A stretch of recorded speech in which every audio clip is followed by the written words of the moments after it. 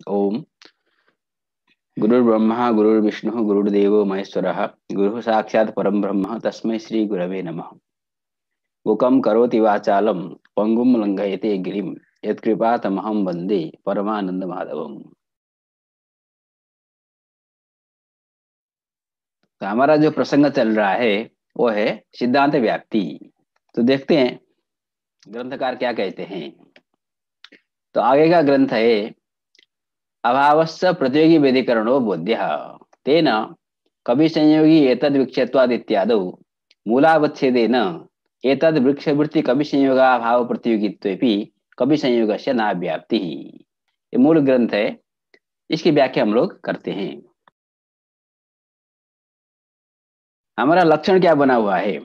हेतुतावच्छेदक संबंधावच्छिन्न हेतुतावच्छेदकावच्छिन्न आधेयता निर्भित अधिकरणता बदवृत्ति भावीय प्रतियोगिता नवच्छेदकम यद साध्यतावच्छेदकम तदवच्छिन्न साध्य सामानाधिकरण व्याप्ति ही। ये हमारा व्याप्ति का स्वरूप बना हुआ है। ठीक है, हेतुनिष्ठा जो आधेयता है उसमें हमने हेतुतावच्छेदक संबंधावच्छिन्नता का निवेश किया और हेतुतावच्छेदक धर्मावच्छिन्नता का निवेश किया। ठीक, अब हम क्या करते हैं, थोड़ा लक्षण का छोटा सा स्वरूप बना लेते हैं, क्योंकि अब हमको ज्ञात है क्योंकि हेत्वाधिकरण शब्द का क्या अर्थ है। तो हम लक्षण का स्वरूप हमने बनाया हेत्वाधिकरण वृत्ति भावीय प्रतियोगिता नवच्छेदकम यद साध्यतावच्छेदकम तदवच्छिन्न साध्य सामानाधिकरण व्याप्ति। ठीक है, हमको ध्यान में रखना है कि हेत्वाधिकरण कैसा हमको लेना चाहिए। ठीक, अब यहाँ पर एक प्रश्न है, पूर्व पक्ष है। तो पूर्व पक्षी कहता है किस लक्षण में दोष है। कहाँ दोष है? वृक्ष कवि संयोगी एतद वृक्षत्वात्, यहाँ पर अव्याप्ति दोष है। अब देखिए कैसे अव्याप्ति दोष है। यहाँ पर साध्य क्या है? कवि संयोग। हेतु क्या है? एतद वृक्षत्वम। ठीक है, एतद वृक्षत्वात् कहा है तो एतद वृक्षत्व हेतु है। कवि संयोगी कहा है तो कवि संयोगी ये मतुवर्थ इन्हीं प्रत्यय हुआ है, इसलिए हम उसको हटा देते हैं। अथवा तो प्रत्यय भी लगा सकते हैं, कवि संयोगी त्वम तो प्रत्यय भी लगा देंगे तो मतुवंताद विहित भाव प्रत्यय प्रकृति अर्थम गमयति, इस नियम के आधार पर कवि संयोग उसका अर्थ होगा। ठीक है, तो साध्य हो गया कवि संयोग, हेतु हो गया एतद वृक्षत्व। अब आप बताइए यह जो हेतु है यह सद हेतु है कि असद हेतु है, इस पर हमको विचार करना है। तो एतद वृक्षत्व एतद वृक्ष में रहेगा। एक ऐसा वृक्ष है जिस वृक्ष में कपि माने बंदर बैठा हुआ है। ठीक है, तो एतद वृक्ष माने वही वृक्ष जिस वृक्ष में कपि है, कपि संयोग है, उसी वृक्ष को लेना है, सभी वृक्ष को नहीं लेना है। अतः एतद वृक्षत्व को हेतु बनाया। तो यत्र यत्र एतद वृक्षत्वम तत्र तत्र कपि संयोग, ये व्याप्ति मिल जाएगी। ठीक है, कपि का अर्थ हुआ बंदर, उसका जो संयोग है बानर संयोग कपि संयोग यह हमारा साध्य है, वो वृक्ष में रहता है। कौन से वृक्ष में? एतद वृक्ष में। तो यत्र यत्र एतद वृक्षत्वम तत्र तत्र कवि संयोग, इस प्रकार की व्याप्ति विद्यमान होने के कारण यह हेतु सद हेतु हो गया। तो इस सद हेतु स्थल में अव्याप्ति का प्रदर्शन करना है पूर्व पक्षी को। ठीक, अब देखिए हेतु हो गया एतद वृक्षत्वम, लक्षण हम लोग घटाते हैं, हेतु अधिकरण हमको लेना है। तो एतद वृक्षत्व का अधिकरण कौन होगा? एतद वृक्ष होगा, दूसरा तो कोई हो नहीं सकता।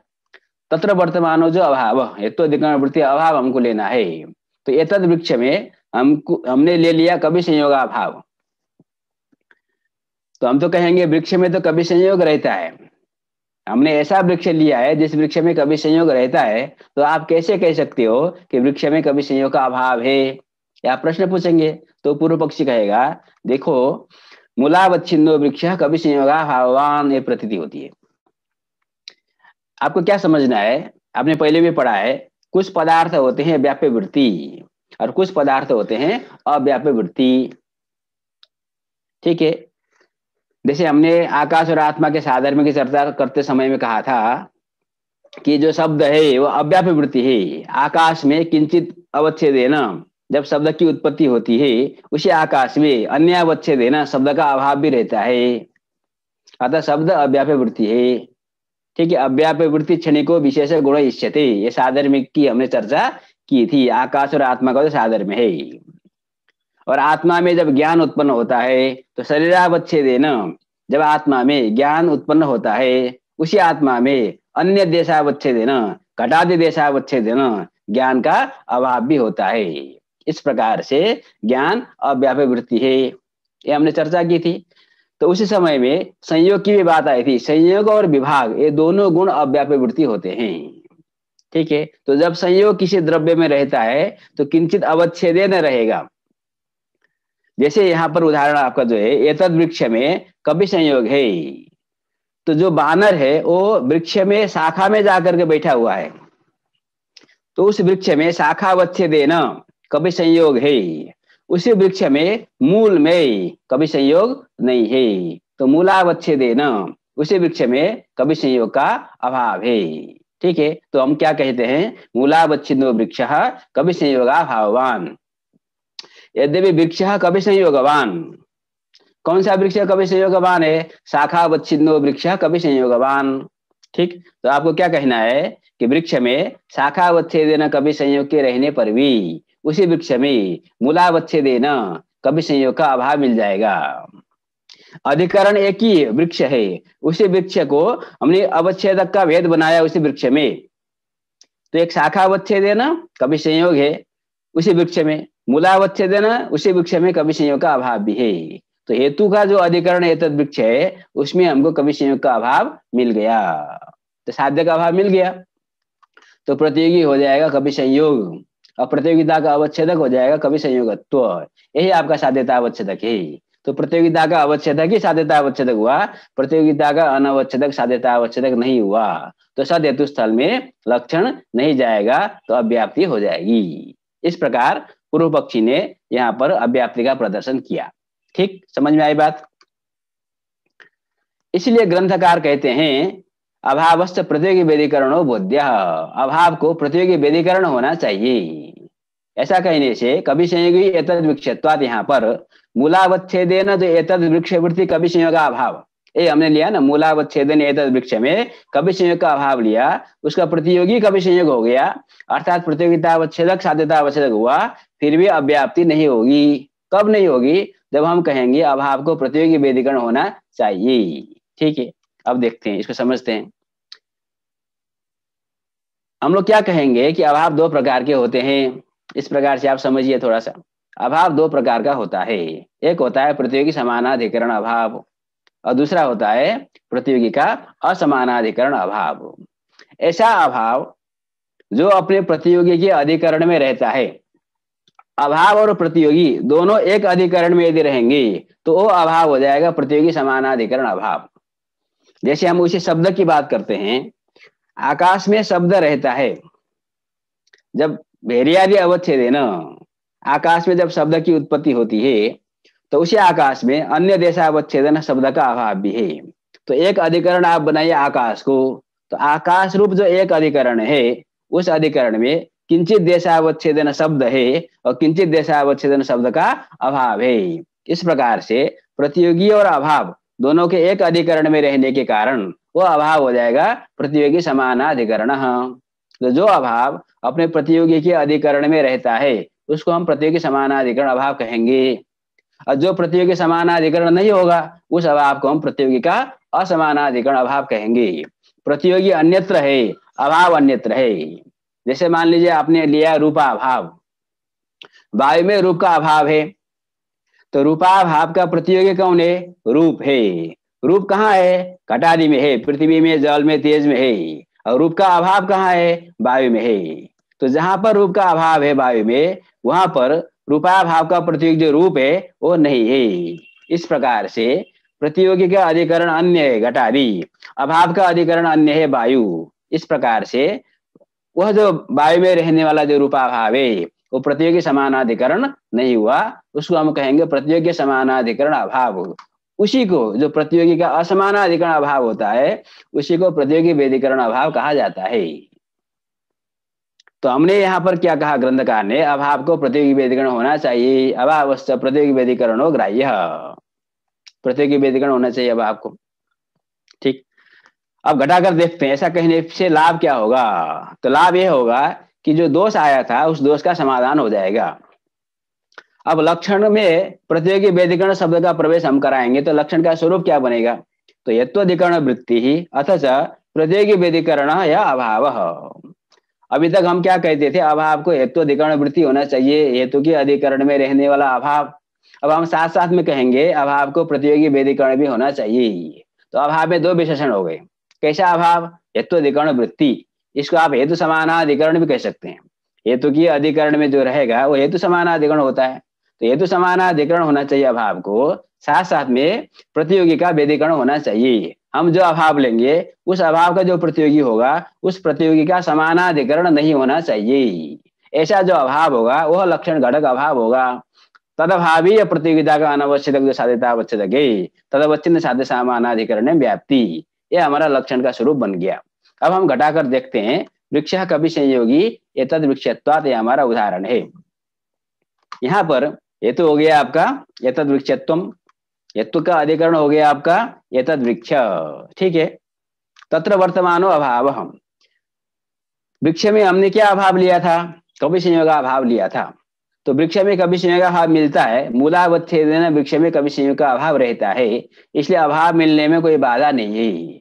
किंतु हमको देखना क्या है, यह अभाव प्रतियोगी वेदीकरण है कि नहीं। हेतु अधिकरण वृत्ति तो है अभाव, किंतु प्रतियोगी वेदीकरण है कि नहीं, यह भी हमको देखना है। तो प्रतियोगी वेदीकरण है कि नहीं देखने के लिए हम उसका प्रतियोगी को देखेंगे। कवि संयोग का अभाव का प्रतियोगी कौन हो गया? कवि संयोग। यह जो कवि संयोग है ये वृक्ष में रहता है कि नहीं रहता? रहता है। वृक्ष में कवि संयोग रहता है। शाखावच्छेदेन वृक्ष में कवि संयोग है और मूलावच्छेदेन वृक्ष में कवि संयोग का अभाव है। इस प्रकार से कवि संयोग का अभाव का प्रतियोगी जो कवि संयोग है उस कवि संयोग का भी अधिकरण एतद वृक्ष है। तो एक ही अधिकरण में, वृक्ष रूप एक अधिकरण में कवि संयोग भी रहता है, उसी अधिकरण में कवि संयोग का अभाव भी रहता है। इस प्रकार से कवि संयोग का अभाव प्रतियोगी समानाधिकरण हुआ, प्रतियोगी वेदीकरण अभाव नहीं हुआ। तो हेतु अधिकरण वृत्ति ही अतः प्रतियोगी वेदीकरण यह अभाव शब्द से हम कवि संयोग का अभाव को अब नहीं ले सकते, यह अभाव लक्षण घटक नहीं हुआ। तो कौन अभाव लेंगे? घटाभाव लेंगे। ठीक है, कोई घटाभाव पटाभाव जो भी आपको एतद वृक्ष में किसी न किसी का अभाव तो मिल ही जाएगा। तो घटाभाव जब मिल गया तो प्रतियोगिता का अवच्छेदक हो जाएगा घटत्व, और प्रतियोगिता का अनवच्छेदक साध्यता अवच्छेदक हो गया कवि संयोगत्व, तदवच्छिन्न साध्य हो गया कवि संयोग। उसका समानाधिकरण एतद वृक्षत्व में हेतु में चला गया तो अव्याप्ति का वारण हो गया। इस प्रकार से हम अव्याप्ति का वारण करते हैं। ठीक है। तो हमने क्या कहा, अभाव को प्रतियोगी वेदीकरण होना चाहिए। तो हमारा लक्षण बन गया हेत्वाधिकरण वृत्ति ही अतः प्रतियोगी वेदीकरण यह अभाव, तदभावीय प्रतियोगिता अनवच्छेदकम यद साध्यता अवच्छेदकम तदवच्छिन्न साध्य समानाधिकरण्यम व्याप्ति ही। ठीक। अब आगे बढ़ते हैं। आगे ग्रंथ है न च प्रतियोगी वेदीकरणत्वम यदि प्रतियोगी नदीकरण वृत्तित्वम तदा तथैव अव्याप्ति ही। प्रतियोगिनः कपि संयोगस्य नदीकरणे गुणादो वर्तमानो यो अभावः तस्यैव वृक्षे मूलावच्छेदेन सत्वात्। यदि तु प्रतियोग्यधिकरणावृत्तित्वं तदा संयोगी सत्वात् इत्यादो अतिव्याप्ति ही। सत्ताधिकरणे गुणादो यह संयोगाभावः तस्य प्रतियोग्यधिकरण द्रव्यवृत्तित्वात् इति वाच्यम। तो यहाँ से लेकर के यहाँ तक पूर्व पक्ष है। तो इस पूर्व पक्ष को हम समझने का प्रयास करते हैं। ठीक है। तो पूर्व पक्ष एक प्रश्न करेगा, किम नाम प्रतियोगी वेदीकरणत्वम। आपने लक्षण में अभाव में प्रतियोगी वेदीकरणत्व का निवेश हमने किया, तो ये प्रतियोगी वेदीकरणत्व क्या है, ऐसे प्रश्न पूछा उसने और उत्तर खुद बता रहा है। चलो हम आपको मदद कर देते हैं। देखिए, प्रतियोगी वेदीकरण शब्द का दो अर्थ हो सकता है। एक अर्थ होगा प्रतियोगी नदीकरण वृत्तित्वम, प्रतियोगी के अनधिकरण में वृत्ति जो होगा, हमने अभाव लिया, अभाव का जो प्रतियोगी होगा उस प्रतियोगी का जो अनधिकरण, जो अधिकरण न हो उसमें रहने वाला जो अभाव होगा उसको प्रतियोगी वेदीकरण अभाव कहेंगे। अथवा प्रतियोगी अधिकरणावृत्तित्वम, हमने अभाव लिया, उस अभाव का जो प्रतियोगी होगा उस प्रतियोगी का जो अधिकरण होगा उसमें अवृत्ति जो अभाव होगा, प्रतियोगी के अधिकरण में अवृत्ति। ठीक है। दो प्रकार की व्याख्या करिए। प्रतियोगी के अनधिकरण में वृत्ति अभाव को प्रतियोगी वेदीकरण कह सकते हैं, अथवा प्रतियोगी के अधिकरण में न रहने वाला जो अभाव है उसको हम प्रतियोगी वेदीकरण कह सकते हैं। ठीक है। तो प्रतियोगी नदीकरण वृत्तित्वम कहने पर प्रतियोगी न अनधिकरण वर्तमान अभाव, यह हमारा अर्थ आएगा। ऐसा अभाव जिस अभाव का जो प्रतियोगी उसके अनधिकरण में वो अभाव रहता है उस अभाव को हम प्रतियोगी वेदीकरण कहेंगे। अथवा प्रतियोगी का जो अधिकरण उसमें न रहने वाला जो अभाव है, यदि हम विचार करेंगे तो इन दोनों अर्थों में विशेषतः कोई भेद समझ में नहीं आता। ठीक है, प्रतियोगी के अनधिकरण में रहेगा तो प्रतियोगी के अधिकरण में नहीं रहेगा, प्रतियोगी के अधिकरण में नहीं रहेगा तो प्रतियोगी के अनधिकरण में रहेगा। ठीक है ना, तो इसमें तो ज्यादा अंतर नहीं है, तथापि शब्दों का कुछ भेद है जिसके वजह से यहाँ पर दोष अथवा समाधान हो सकता है। ठीक है, तो हम लोग देखते हैं। तो पूर्व पक्षी ने कहा आपने लक्षण में प्रतियोगी व्यधिकरणत्व का निवेश किया, वृक्ष कभी संयोगी एतद वृक्षत्वात् यहाँ पर अव्याप्ति वारण करने के लिए। ठीक है, वह जो प्रतियोगी व्यधिकरणत्व है उसका दो अर्थ हो सकता है, प्रतियोगी नधिकरण वृत्तित्वम और प्रतियोगी अधिकरण वृत्तित्वम। इसमें से दोनों अर्थ ठीक नहीं है, उसको दोष देना है। ए अर्थ लीजिए प्रथम अर्थ अथवा द्वितीय अर्थ, दोनों में दोष है। कहेगा कैसे, सिद्ध करना पड़ेगा, दोष है कहने से तो होगा नहीं। तो कहेंगे चलो हम आपको बताते हैं कैसे दोष है। तो प्रथम अर्थ को पहले आप ले लीजिए, प्रतियोगी नधिकरण वृत्तित्वम, ऐसा अर्थ यदि लेंगे प्रतियोगी व्यधिकरणत्व का, तो वृक्ष कभी संयोगी एतद वृक्षत्वात्, यहाँ पर जो अव्याप्ति थी वो अव्याप्ति बनी रहेगी, अव्याप्ति का समाधान नहीं हो सकता। क्यों नहीं हो सकता, देखते हैं। ये तो हो गया एतद वृक्षत्वम। ठीक, हेतु का अधिकरण आप लीजिए, एतद वृक्ष तत्र वर्तमानो अभाव कभी संयोगाभाव। हम कहेंगे कभी संयोगाभाव तो नहीं मिल सकता ना, क्योंकि कभी संयोगाभाव तो प्रतियोगी समानाधिकरण है। कभी संयोगाभाव का प्रतियोगी जो कभी संयोग, उसका अधिकरण वृक्ष है, तो एक ही अधिकरण में कभी संयोग भी रहता है, एक ही अधिकरण में कभी संयोगाभाव भी रहता है, अतः कभी संयोगाभाव प्रतियोगी समानाधिकरण है। ये तो हमने पहले ही बोल दिया। तो वो कहेगा कोई बात नहीं, आपने प्रतियोगी व्यधिकरण की व्याख्या क्या की है, प्रतियोगी नधिकरण वृत्तित्वम, अर्थात प्रतियोगी के अनधिकरण में जो अभाव रहता है उस अभाव को हम प्रतियोगी व्यधिकरण कहते हैं। अब आप देखो, कभी संयोगाभाव का प्रतियोगी कौन हुआ, कभी संयोग, उसका अधिकरण कौन है, वृक्ष है। ठीक है, किंतु हमको तो अधिकरण अभी देखना नहीं है, इसका अनधिकरण कौन है देखना है। कभी संयोग कहाँ पर नहीं रहता। ठीक, अब देखिए, क्योंकि संयोग की बात हो रही है, संयोग एक गुण है, तो संयोग गुण होने के कारण संयोग द्रव्य में रहता है, गुण में संयोग नहीं रहता। ठीक है, तो हमने ऐसा सुरक्षित एक अधिकरण ले लिया जहां पर कभी संयोग सर्वथा नहीं रहता। ठीक, आप ध्यान से समझिए, हमने एतद वृक्ष में अभाव लिया कभी संयोग अभाव, इसका प्रतियोगी हो गया कभी संयोग, उस प्रतियोगी का अनधिकरण देखना है। कभी संयोग का अधिकरण तो वृक्ष है, कभी संयोग का अनधिकरण कौन है, कभी संयोग कहाँ पर नहीं रहता, गुण में नहीं रहेगा, कर्म आदि में नहीं रहेगा, क्योंकि कभी संयोग जब भी रहेगा द्रव्य में रहेगा, गुण कर्म आदि में संयोग नहीं रहता, गुण में गुण नहीं रहता। ठीक है, तो प्रतियोगी का अनधिकरण हो गया गुण। अब हमको देखना है इस गुण में कभी संयोग का अभाव रहता है कि नहीं रहता। तो गुण में कभी संयोग का अभाव रहेगा, क्योंकि कभी संयोग द्रव्य में रहेगा, वृक्ष में रहेगा, गुण में कभी संयोग नहीं रहता, तो गुण में कभी संयोग का अभाव रहता है। तो ये जो कभी संयोग का अभाव है, उसका जो प्रतियोगी कभी संयोग, उसका जो अनधिकरण गुण, उसमें वर्तमान हुआ कि नहीं हुआ, हो गया।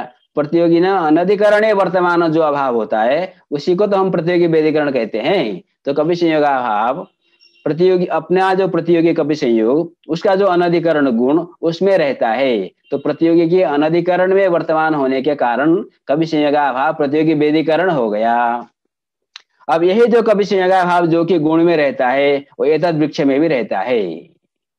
ठीक है, आपको ऐसा नहीं समझना चाहिए कि गुण में रहने वाला कभी संयोग का अभाव भिन्न है और वृक्ष में रहने वाला कभी संयोग का अभाव भिन्न है, ऐसी बात नहीं है। जैसे हमारे कमरे में जो पुस्तक है, उस पुस्तक का अभाव मेरे कमरे को छोड़ करके दुनिया में सब जगह पर है, और वो एक ही है, वो भिन्न भिन्न नहीं है। ठीक है, तो कभी संयोग कहाँ है, वृक्ष में शाखा वच्छेदन जो कभी संयोग है उसका अभाव उसी वृक्ष में भी है, मूला वच्छेदन, और उसका अभाव गुण में भी है। अतः गुण में रहने वाला कभी संयोग का अभाव और वृक्ष में रहने वाला कभी संयोग का अभाव एक ही है। अर्थात कभी संयोग का अभाव हेतु की अधिकरण में वृत्ति हुआ, हेतु अधिकरण वृत्ति हुआ, और प्रतियोगी जो कभी संयोग उसका जो अनधिकरण गुण उसमें भी रहता है, तो प्रतियोगी अनधिकरण वृत्ति हुआ, अर्थात प्रतियोगी व्यधिकरण हुआ। तो हमको कैसा अभाव चाहिए, हमको चाहिए हेतु का समानाधिकरण हो और प्रतियोगी व्यधिकरण अभाव चाहिए। तो हेतु अधिकरण वृत्ति प्रतियोगी व्यधिकरण अभाव कहने से भी कभी संयोग का अभाव मिल गया। जब मिल गया, इसका प्रतियोगी हो गया कभी संयोग, प्रतियोगिता का अवच्छेदक ही साध्यता अवच्छेदक हो गया, प्रतियोगिता का अनवच्छेदक साध्यता अवच्छेदक नहीं हुआ। तो जो अव्याप्ति थी वो अव्याप्ति तदवस्थ है, अव्याप्ति का वारण नहीं हुआ। ठीक है, इसी बात को ग्रंथकार ने यहाँ पर कहा। न तो प्रतियोगी वेदीकरणत्वम यदि प्रतियोगी नदीकरण वृत्तित्वम। ठीक है, ये प्रथम अर्थ को ले रहे हैं। प्रतियोगी वेदीकरण शब्द का अर्थ यदि प्रतियोगी नदीकरण वृत्तित्वम करते हैं तथा तथैव अव्याप्ति, पूर्व में जिस प्रकार से कभी संयोगी एतद्विक्षत्वाद यहाँ पर अव्याप्ति दोष हुआ था, उसी प्रकार से प्रतियोगी वेदीकरणत्व के निवेश करने के बाद भी वहीं पर अव्याप्ति दोष होगा। क्यों होगा, कैसे होगा? तो हमने अभाव लिया कभी संयोग अभाव, उसका प्रतियोगी न कभी संयोगस्य, प्रतियोगी जो कभी संयोग है उसका अनधिकरण हमको देखना है, गुण हो गया, उस गुण में वर्तमान जो कभी संयोग अभाव है वही वृक्ष में मूलावच्छेदन विद्यमान है। ठीक है, तो कभी संयोग अभाव हेतु समानाधिकरण भी हुआ, प्रतियोगी वेदीकरण भी हुआ, इस प्रकार से साध्याभाव लक्षण घटक हो गया, उसका प्रतियोगिता का अवच्छेदक ही साध्यता अवच्छेदक हो गया, अनवच्छेदक साध्यता अवच्छेदक नहीं हुआ, लक्षण नहीं गया, तो अव्याप्ति तदवस्थ है। ठीक है, तो पूर्व पक्षी ने प्रतियोगी वेदीकरणत्व के निवेश करने पर भी अव्याप्ति दिया। कहेंगे हम दूसरा अर्थ करेंगे प्रतियोगी वेदीकरणत्व का, यदि प्रतियोगी अधिकरणावृत्तित्वम, दूसरा अर्थ। ठीक है, तो मूल ग्रंथ को हम बाद में देखते हैं। अब प्रश्न क्या पूछा गया था, प्रतियोगी वेदीकरणत्वम किम, तो एक अर्थ किया प्रतियोगी नदीकरण वृत्तित्वम, इसमें तो दोष हो गया वृक्ष कभी संयोगी एतद्विक्षत्वात्। तो हम कहेंगे चलो दूसरा अर्थ हम स्वीकार कर लेते हैं, प्रतियोगी वेदीकरणत्वम प्रतियोगी अधिकरणावृत्तित्वम, अर्थात प्रतियोगी के अधिकरण में अवर्तमान जो अभाव होता है उसको हम प्रतियोगी वेदीकरण कहते हैं। ठीक, ऐसा कहने से क्या लाभ होगा? देखिए, हेतु हो गया एतद्विक्षत्व, हेतु का अधिकरण हो गया एतद्वृक्ष, तत्र वर्तमान अभाव हो गया कभी संयोग अभाव, क्योंकि वृक्ष में मूलावच्छेदन कभी संयोग का अभाव मिल जाता है, मिल गया। किंतु इस अभाव को प्रतियोगी वेदीकरण होना चाहिए, ये हमारा शर्त है। तो प्रतियोगी वेदीकरण होना चाहिए अर्थात प्रतियोगी के अधिकरण में अवर्तमान होना चाहिए, अपने प्रतियोगी के अधिकरण में अवर्तमान जो अभाव होता है उसको प्रतियोगी वेदीकरण अभाव कहते हैं, ये हमने परिभाषा बना रखा है। ठीक, अब देखते हैं, परीक्षण करके देखते हैं। कभी संयोग अभाव का प्रतियोगी कौन हुआ? कभी संयोग। इस कभी संयोग का अधिकरण वृक्ष है, उसी वृक्ष में कभी संयोग अभाव रहता है, अर्थात प्रतियोगी का जो अधिकरण उसमें वर्तमान अभाव हुआ कभी संयोग अभाव। समझ में आई बात? हमने अभाव लिया कभी संयोग अभाव, उसका प्रतियोगी हो गया कभी संयोग, उसका अधिकरण वृक्ष है एतद वृक्ष, उसी एतद वृक्ष में कभी संयोग अभाव भी रहता है, अतः प्रतियोगी के अधिकरण में वर्तमान अभाव होने के कारण यह अभाव प्रतियोगी वेदीकरण अभाव नहीं हुआ। तो हमको हेतु समानाधिकरण प्रतियोगी वेदीकरण अभाव कहने से हम कभी संयोग अभाव को नहीं ले सकते, यह अभाव लक्षण घटक नहीं हुआ। तो हमको क्या करना पड़ेगा? कोई दूसरा अभाव लेना पड़ेगा। ठीक है, तो आप कभी संयोग अभाव नहीं ले सकते तो घटाभाव लीजिए, पटाभाव लीजिए। तो घटाभाव आदि लेंगे तो घटाभाव ये प्रतियोगिता का अवच्छेदक घटत्व पटत्व आदि होंगे, प्रतियोगिता का अनवच्छेदक जो साध्यता अवच्छेदक होगा वो कभी संयोगत्व हो जाएगा, तदवच्छिन्न साध्य हो गया कभी संयोग, उसका सामानाधिकरण एतद वृक्षत्व हेतु में चला जाएगा, तो अव्याप्ति का वारण हो गया। तो दूसरा जो अर्थ प्रतियोगी वेदीकरणत्वम का प्रतियोगी अधिकरणावृत्तित्वम, ऐसा अर्थ स्वीकार करते हैं तो वृक्ष कभी संयोगी एतद वृक्षत्वाद में जो अव्याप्ति हमने दिया था उस अव्याप्ति का वारण हो गया। ठीक, किंतु अभी पूर्व पक्षी कहेगा इसमें भी दोष है। कहाँ दोष है?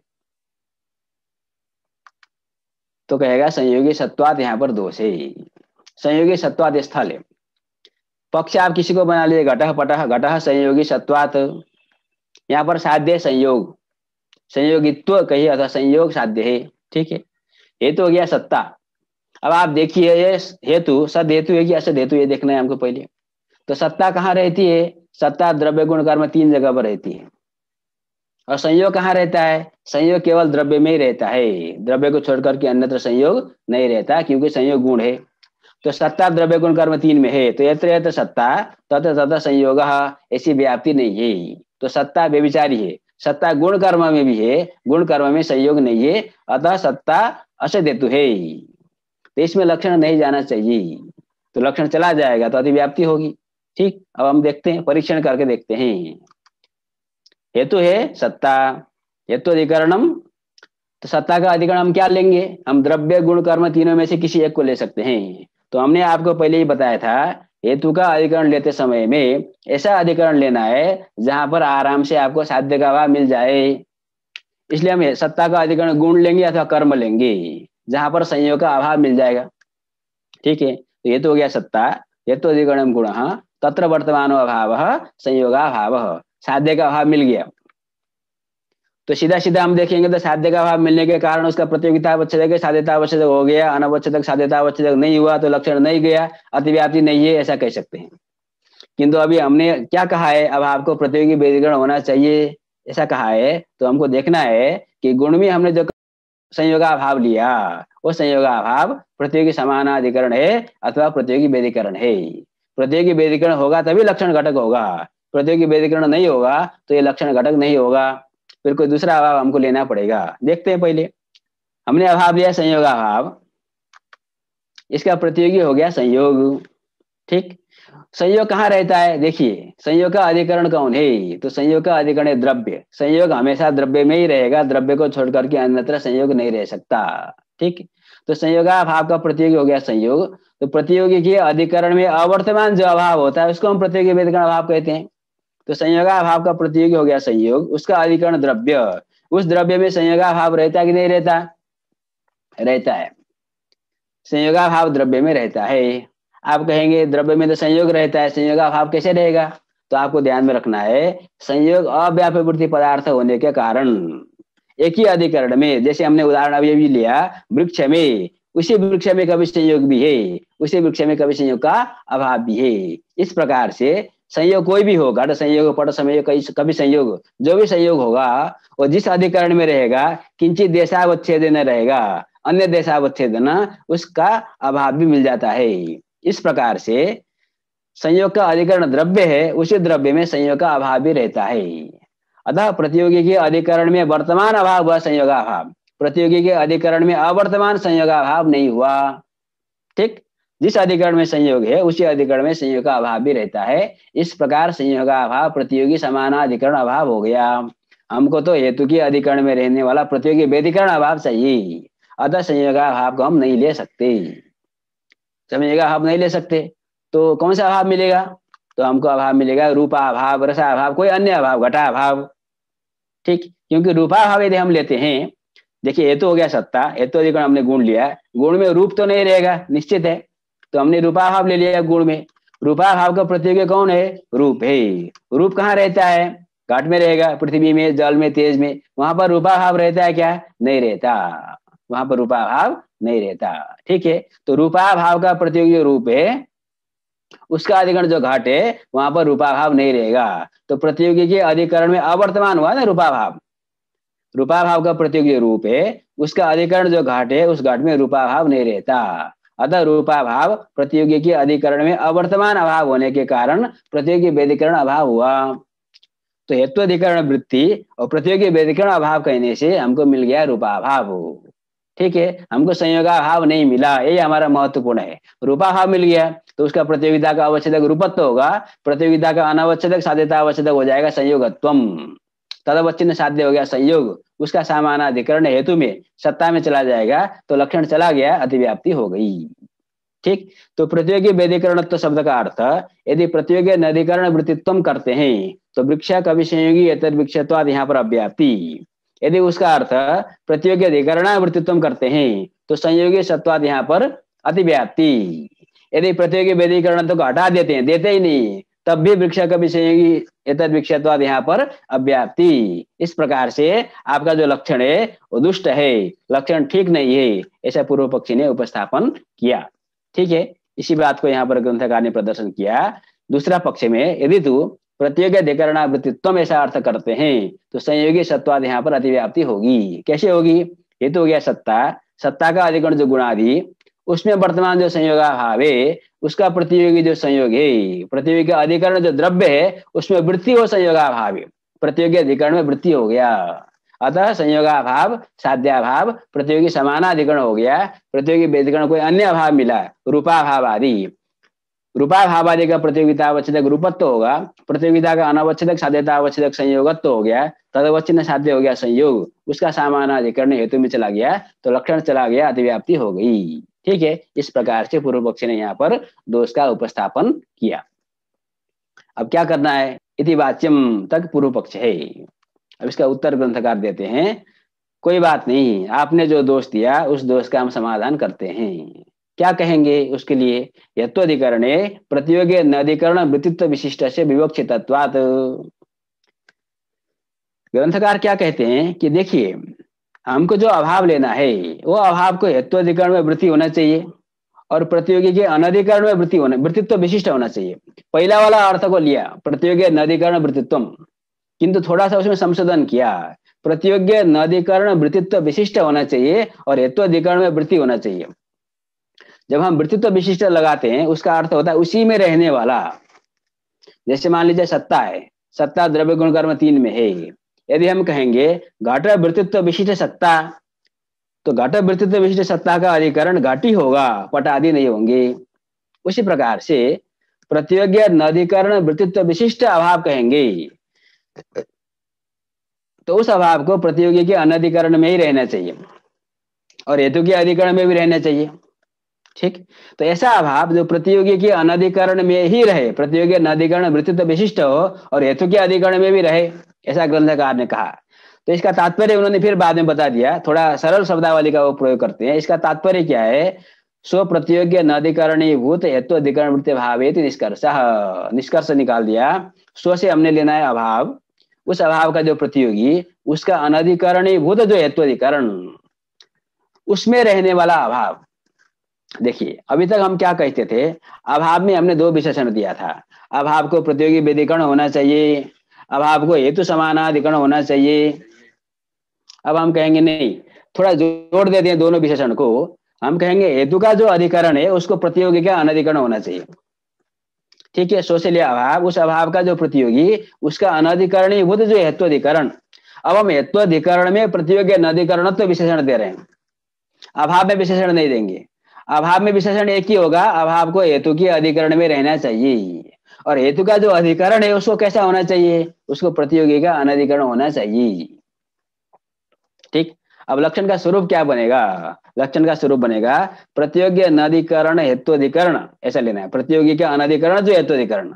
ठीक है, प्रतियोगी अनधिकरणीभूत शब्द का प्रयोग भी कर सकते हैं, जैसे ग्रंथकार ने कहा है प्रतियोगी अनधिकरणीभूत। तो प्रतियोगी नदीकरणीभूत हेतु अधिकरण वृत्ति भावीय प्रतियोगिता अनवच्छेदकम या साध्यता अवच्छेदकम तदवच्छिन्न साध्य सामानाधिकरण्यम व्याप्ति ही, ऐसा हमने लक्षण का स्वरूप बना दिया। प्रतियोगी व्यधिकरण के प्रवेश करने से ऐसा उसका अर्थ हमने निकाला। अब देखते हैं इस लक्षण को विचार करके देखते हैं, अव्याप्ति का वारण होना चाहिए, अतिव्याप्ति का वारण होना चाहिए, सद हेतु स्थल में लक्षण समन्वय होना चाहिए, तब ठीक है हम कहेंगे। ठीक, लक्षण का स्वरूप है प्रतियोगी अनधिकरणीभूत हेतु अधिकरण वृत्ति भावीय प्रतियोगिता अनवच्छेदकम या साध्यता अवच्छेदकम तदवच्छिन्न साध्य सामानाधिकरण व्याप्ति। तो पहले हम पर्वतो वन्यमान धूमादेश हेतु स्थल में लक्षण समन्वय करके देखते हैं। अब आपको ध्यान क्या देना है, हमको पहले लेना है अभाव, हेतु अधिकरण में रहने वाला अभाव, और हेतु अधिकरण को प्रतियोगी के अनधिकरण होना चाहिए हमको देखना है। ठीक, पर्वतो वन्यमान धूमादेश स्थल है, हेतु हो गया धूम, हेतु का अधिकरण आप जानते हैं पर्वत, तत्र वर्तमानो अभाव घटाभाव। अब घटाभाव को प्रतियोगी व्यधिकरण होना चाहिए, अर्थात घटाभाव का जो प्रतियोगी कौन होगा, घट होगा, उस घट का प्रतियोगी का अनधिकरण होना चाहिए हेतु अधिकरण को। तो हेतु अधिकरण हमने किसको लिया है, पर्वत को लिया है, तो पर्वत घटाभाव का प्रतियोगी जो घट उसका अधिकरण है कि अनधिकरण है, तो घट पर्वत में नहीं रहता, इसलिए हमने पर्वत में घटाभाव लिया है। तो घटाभाव का प्रतियोगी जो घट, उस घट का अनधिकरण हेतु अधिकरण हो गया पर्वत। तो प्रतियोगी अनधिकरण हेतु अधिकरण पर्वत में रहने वाला अभाव घटाभाव हो गया, तो यह अभाव लक्षण घटक हो गया। ठीक है, इस तरह से घटाभाव को हमने लक्षण घटक बना दिया। तो प्रतियोगी हो गया घट, प्रतियोगिता का अवच्छेदक घटत्व होगा, प्रतियोगिता का अनवच्छेदक साध्यता अवच्छेदक बन्नित्व हो जाएगा, तदवच्छिन्न साध्य हो गया बन्नी, उसका सामानाधिकरण धूम में चला जाएगा, तो लक्षण समन्वय हो जाएगा। ठीक है, इस प्रकार से हमको इस लक्षण को देखना है। तो हमने पर्वतो वन्यमान धूमात में किस प्रकार से लक्षण समन्वय करना है उसको करके देख लिया। अब आगे बढ़ते हैं, 2 स्थलों पर विचार करना है हमको। एक है कवि संयोगी इतर विक्षत्वात, यहाँ पर अव्याप्ति दोष हुआ है, और संयोगी सत्वाद यहाँ पर अतिव्याप्ति दोष हुआ है। दो भिन्न भिन्न अर्थों को स्वीकार करने पर इन दोनों स्थलों पर दोष का वारण होना चाहिए। अव्याप्ति का भी वारण होना चाहिए, अतिव्याप्ति का भी वारण होना चाहिए। तो पहले हम देखते हैं कवि संयोगी एतद्विक्षत्वात्। हेतु हो गया एतद्विक्षत्व, हेतु का अधिकरण कौन हो गया? एतद्विक्ष हो गया। तत्र वर्तमान अभाव कवि संयोगा भाव, इसको लेकर देखते हैं। तो कवि संयोगा भाव को हमने लिया, अब हमको देखना क्या है, यह अभाव प्रतियोगी वेदीकरण है कि नहीं। कैसे देखेंगे? तो हेतु का जो अधिकरण है उसको प्रतियोगी का अनधिकरण होना चाहिए, ये हमको देखना है। तो कवि संयोगा भाव का प्रतियोगी देख लीजिए, कवि संयोगा भाव का प्रतियोगी हो गया कवि संयोग। यह जो कवि संयोग है वो एतद्विक्ष में रहेगा कि नहीं रहेगा? हेतु के अधिकरण में एतद्विक्ष में कवि संयोग भी रहता है, शाखा वच्छेदेन। ठीक है, तो इसका अर्थ क्या हुआ कि ये जो कवि संयोगा भाव हमने लिया एतद्विक्ष में, हेतु का अधिकरण हमने बनाया एतद्विक्ष में, हेतु का अधिकरण हमने बनाया एतद्विक्ष को, उस एतद्विक्ष में रहने वाला जो कवि संयोगा भाव उसका प्रतियोगी जो कवि संयोग उसका अधिकरण ही एतद्विक्ष है। तो प्रतियोगी का अधिकरण हेतु अधिकरण हुआ, प्रतियोगी का अनधिकरण हेतु अधिकरण वृत्ति अभाव, ये कवि संयोगा भाव नहीं हुआ। तो ये लक्षण घटक नहीं हुआ। तो लक्षण घटक अभाव कौन होगा? घटाभाव होगा। ठीक है, क्योंकि घटाभाव का प्रतियोगी कौन है? घट है। ये घट एतद्विक्ष में रहता है? नहीं रहता। तो घटाभाव का प्रतियोगी जो घट उसका अनधिकरण हेतु अधिकरण एतद्विक्ष हो गया। तो प्रतियोगी के अनधिकरण जो हेतु अधिकरण एतद्विक्ष उसमें वर्तमान जो घटाभाव है वो हमारा लक्षण घटक अभाव हो गया। ठीक, प्रतियोगी अनधिकरणीभूत हेतु अधिकरण वृत्ति अभाव घटाभाव मिल गया। कार्य से घटाभावी प्रतियोगिता का अवच्छेदक घटत्वम, प्रतियोगिता का अनवच्छेदक साध्यता अवच्छेदक कौन हो गया? कवि संयोगत्व हो जाएगा, तदवच्छिन्न साध्य हो जाएगा कवि संयोग, उसका सामानाधिकरण एतद्विक्षत्व हेतु में चला जाएगा, तो अव्याप्ति का वारण हो जाएगा, यहाँ पर लक्षण समन्वय हो जाएगा। ठीक, तो कवि संयोगी एतद्विक्षत्व में जो अव्याप्ति दोष दिया गया था उस दोष का वारण हो गया। अब दूसरे स्थल में हमको देखना है, कहाँ पर देखना है? संयोगी सत्वात, यहाँ पर हमको अतिव्याप्ति का वारण करना है। अब देखिए, ये तो हो गया सत्ता, हेतु का अधिकरण कौन है? द्रव्य गुण कर्म में से किसी एक को लेना है। तो हमको द्रव्य तो लेना नहीं है क्योंकि द्रव्य में तो साध्य रहता है, तो हमको गुण लेना है अथवा कर्म लेना है। तो तत्र वर्तमान अभाव संयोगा भाव। अब ये जो संयोगा भाव है लक्षण घटक है कि नहीं देखना है। तो इसको प्रतियोगी वेदीकरण होना चाहिए, अर्थात प्रतियोगी का अनधिकरण जो हेतु अधिकरण उसमें वर्तमान होना चाहिए। संयोगा भाव का प्रतियोगी कौन हो गया? संयोग। ठीक है, संयोगा भाव का प्रतियोगी हो गया संयोग। ये संयोग कहाँ रहता है? द्रव्य में रहेगा। तो जो गुण है, अभी हमको संयोग कहाँ रहता है देखने की जरूरत नहीं है, हमको हेतु अधिकरण प्रतियोगी का अधिकरण हो रहा है कि नहीं हो रहा है देखना है। तो सत्ता का अधिकरण जो गुण हमने लिया है वह गुण संयोग का अधिकरण है कि अनधिकरण है? तो गुण में संयोग नहीं रहता, गुण में संयोग नहीं रहता, गुण में गुण नहीं रहता। ठीक है, संयोग केवल द्रव्य में रहेगा, गुण कर्म आदि में संयोग नहीं रहता। तो सत्ता का अधिकरण हुआ गुण, तत्र वर्तमान अभाव संयोगा अभाव हमने लिया, उस संयोगा भाव का प्रतियोगी हो गया संयोग, उस संयोग का अनधिकरण हेतु अधिकरण है। तो प्रतियोगी का अनधिकरण हेतु अधिकरण हो गया, तत्र वर्तमान अभाव संयोगा भाव, ये लक्षण घटक हो गया। तो संयोगा भाव मिल गया, प्रतियोगी वेदीकरण अभाव हो गया संयोगा भाव, इसका प्रतियोगी हो गया संयोग। प्रतियोगिता का अवच्छेदक ही संयोगत्व साध्यता अवच्छेदक, प्रतियोगिता का अनवच्छेदक साध्यता अवच्छेदक नहीं हुआ, तो लक्षण यहाँ पर नहीं जाएगा, तो अतिव्याप्ति भी नहीं होगी। इस प्रकार से हमने लक्षण बना दिया, प्रतियोगी अनधिकरण हेतु अधिकरण वृत्ति भावीय प्रतियोगिता अनवच्छेदकम साध्यता अवच्छेदकम तदवच्छिन्न साध्य सामानाधिकरणीय व्याप्ति। ऐसा लक्षण बनाने पर कवि संयोगी एतद्विक्षत्वात् में जो अव्याप्ति दोष था उस अव्याप्ति दोष का भी वारण हो गया, संयोगी सत्वात् में जो अतिव्याप्ति दोष था उसका भी वारण हो गया। इस प्रकार से यह निर्दिष्ट लक्षण हमारा बन गया, ऐसा सिद्धांत पक्षी ने समाधान दिया। ठीक है, इससे आगे अभी फिर पूर्व पक्षी आएगा ही, वो प्रश्न का उपस्थापन करेगा, फिर सिद्धांत पक्ष को समाधान देगा, एक क्रम हमारा चलता रहेगा। ठीक है, तो आज के लिए हम यही विश्राम लेते हैं। आपको बहुत बहुत धन्यवाद। अभी आप अपना प्रश्न पूछ सकते हैं।